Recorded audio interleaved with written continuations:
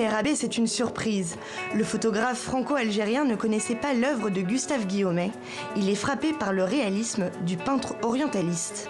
Près d'un siècle et demi sépare les deux hommes, mais ils partagent cette même volonté de montrer le vrai visage des Algériens. Guillaumet a été affecté par le quotidien des Algériens. Il a fait une certaine peinture, alors qu'il n'était pas algérien d'origine.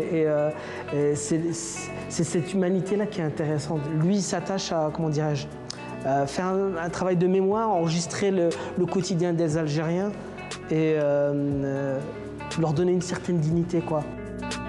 Guillaumet découvre l'Algérie par hasard en 1863.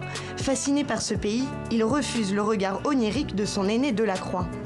À la manière d'un photojournaliste, il préfère rendre compte en peinture d'une réalité brûlante, comme ici, avec la famine.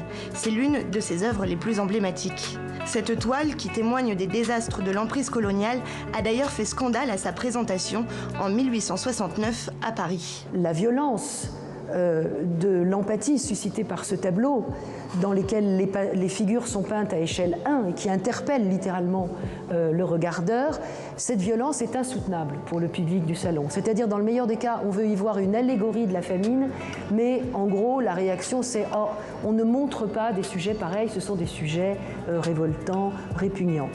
Naïm Merabé lui aussi capte des instantanés de la vie algérienne. Un réparateur de cocottes minutes, des enfants qui jouent, des prières dans une mosquée. Autant de souvenirs qui lui rappellent son enfance. C'est avec ça que je travaille. On appelle aussi le layka du pauvre.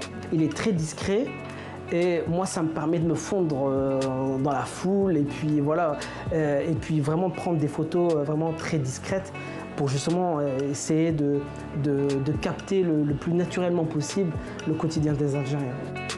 Le photographe a choisi le noir et blanc, un parti pris qui rend ses clichés intimistes intemporels. Un travail qui se télescope aujourd'hui avec toutes ces photographies du printemps algérien postées sur les réseaux sociaux.